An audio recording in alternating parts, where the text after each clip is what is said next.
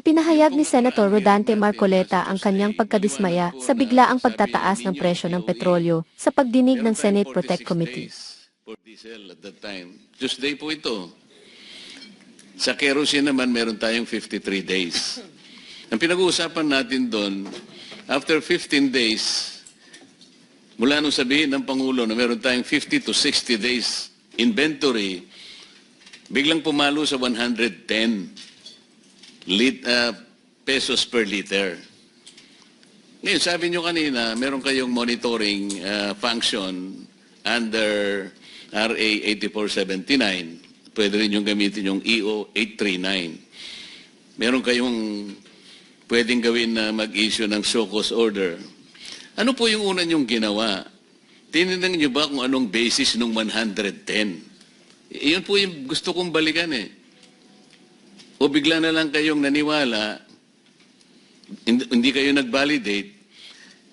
Dati po nilang inventaryo yun eh. Paano po magiging 110 from 55? So kung ginamit po ninyo yung tungkulin nyo under the law, like kayo nagmo-monitor, ini-screen ninyo lahat,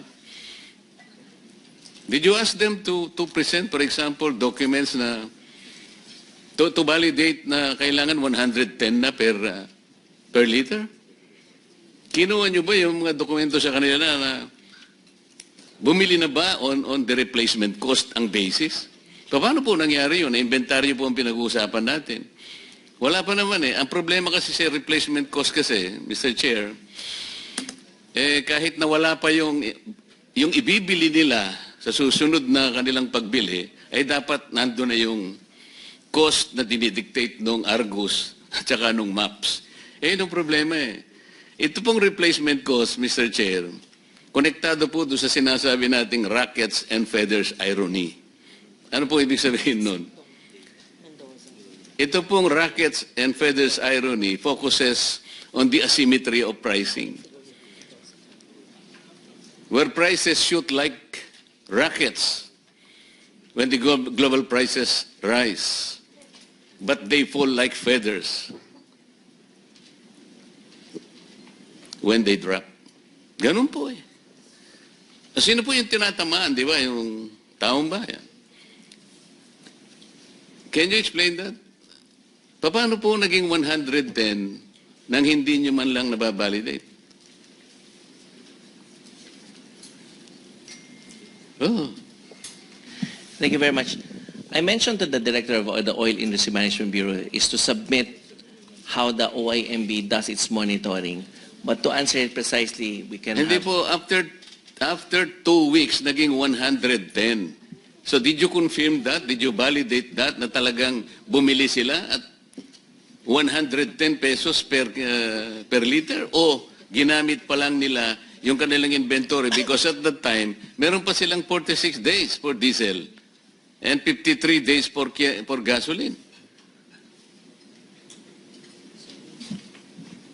Mr. Chair, because we always have the cyclic differential cost Mahihirapan ka dyan sa pagka dyan ka tumira eh. Ganito sinasabi ko, meron pa silang inventaryo. You take note, 46 days pa. Last hearing ito eh. Ibig sabihin, andun pa yung binili nila sa dating presyo. Ngayon, after 2 weeks, bigla nilang sumirit. Sabi nga nila.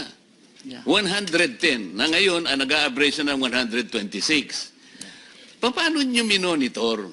Paano nyo binalidate na totoo yun? Samantalang ang ginagamit pa nila ay inventaryo pa nila na binili doon sa dating presyo. Mr. Chair, because basically it's like saying that the diesel we consume is around 33 million liters per day.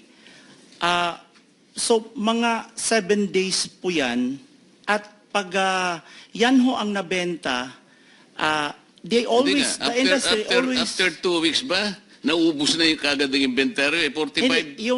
Yung dumadating pagka next week... Hindi, teka mo, ang puntahan muna natin yung inventaryo nila. After 2 weeks ba naubos ang inventaryo? Is that the assumption of DOE? No, it's around yung pala, 7 days. Saan binasi yung 110? That is the question. So, Mr. Chair, because they have to replenish again the 7 days.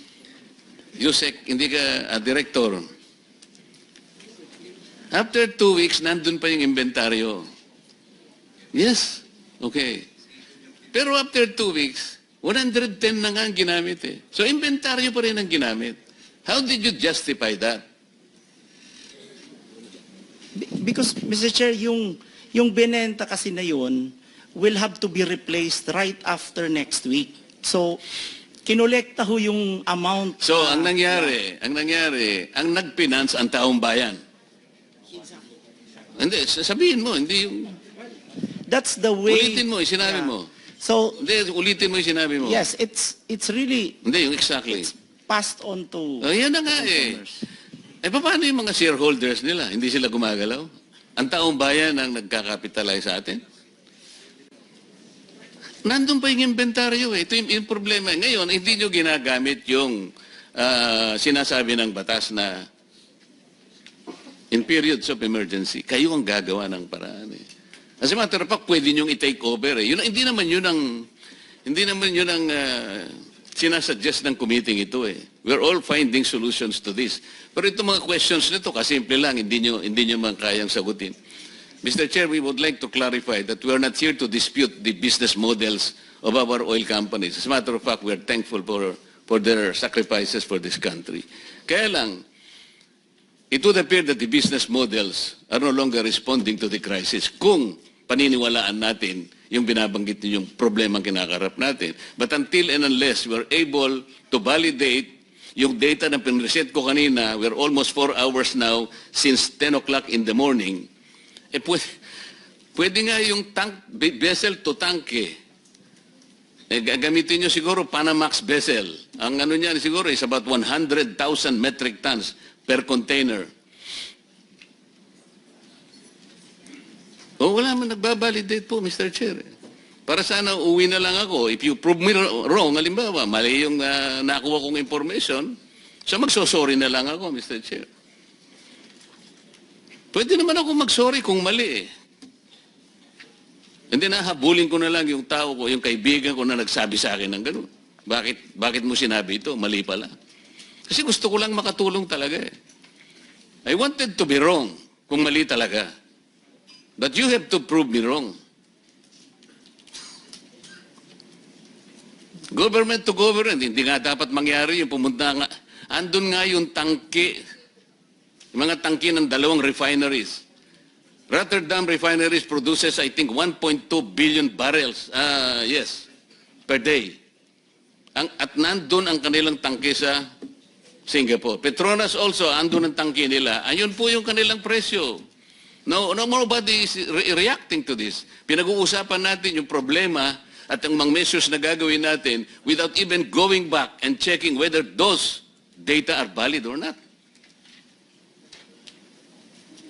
So, paano yung replacement cost?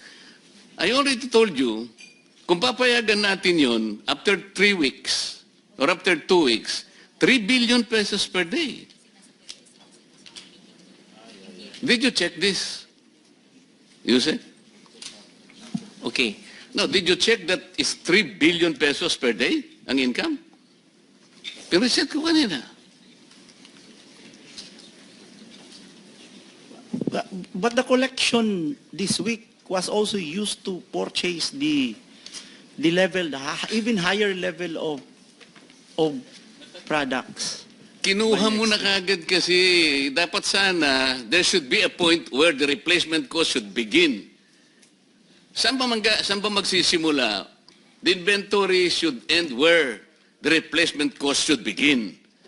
Ang nangyayari, ito nga, binil nyo na kagad ang taong bayan, 110 kagad, 2 weeks, nandun pa, ang binenta ninyo, sarili nyong inventaryo.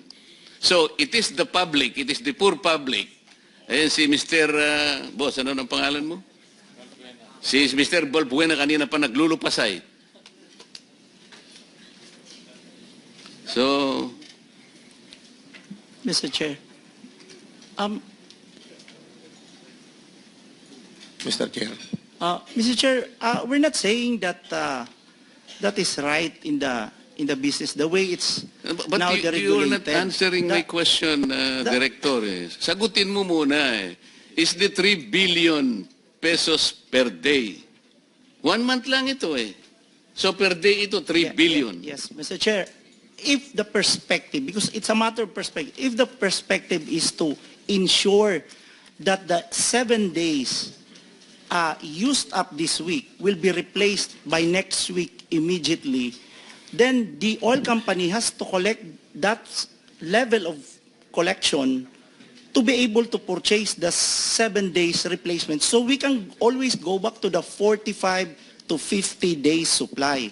But if the perspective, again, if the perspective is you want to use up the 53 before you replace it, and that is very dangerous, then I think we can exhaust the 53 at that lower price. But the problem is if they're gone and the collection is very low, you can no longer replace the 53 days. So it's really, that's how they're explaining also on Caltex was also explaining that in the same way. But we're not saying- you're proceeding from the wrong premise. Ang sinasabi ko mula't mula pa, ang pinag-uusapan ninyo yung maps and indicators coming from the Argus. Okay? Yun ang basis ng replacement cost. Okay? Ito yung spot market ninyo, ito yung trading floor ninyo. Ang sinasabi ko, after 2 weeks pa lang, and considering na meron pa kayong 46 days and 53 days for diesel and gasoline respectively, kumulekta na ng 3 billion, kumita na ng 3 billion pesos per day, which was bankrolled by the people themselves. This is the irony. Ngayon, ano yung role ninyo in the period of emergency and national interest is involved already? Ba't ang pinag-uusapan pa natin replacement cost na kagad? Ito muna ang sagutin ninyo. Is it reasonable? Is this reasonable? In 2 weeks' time?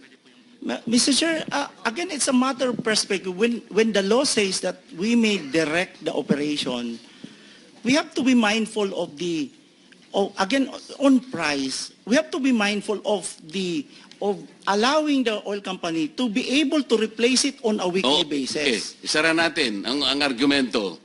Did you check the oil companies? Kinuha nyo yung document? Kanino nila binili? Makikita nyo ba kung magkano binili? Did you check that? Have you done that? Not in that... Paano mo sasabihin ngayon?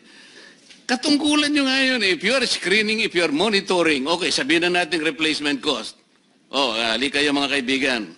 Pwede nyo bandalin yung inyong mga ICPO. Tingnan natin kung saan nyo binili. Binili natin kay ganito, ito po yung presyo. Ganito. At least chinek natin.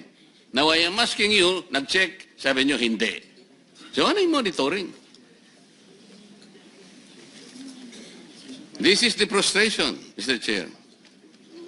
Salamat po. Mr. Chair. Senator, si Mr. Balbuena, you want to interject? Ba't ka aalis kung frustrated ka? Wala kang sagot na nakuha. Ha? Bakit ayaw? Kanina pang ilang oras na tayo dito, wala pa rin Mr. sagot. Chair. Go ahead. Opo, malinaw dun sa na inventaryo pa lang nila yung itinaas nila ayon dun sa pag-uusap po. Ibig sabihin, overprice yung 2 hanggang 3 linggo na ibinenta sa aming fuel. I-refund nila yung 100 to 120% na itinaas dito kung inventaryo pa yung ibinebenta. May dugo kang bayani, kaya ikaw ang pinili. Mag-aahon sa bayan, sa sinadlak ang pusaali.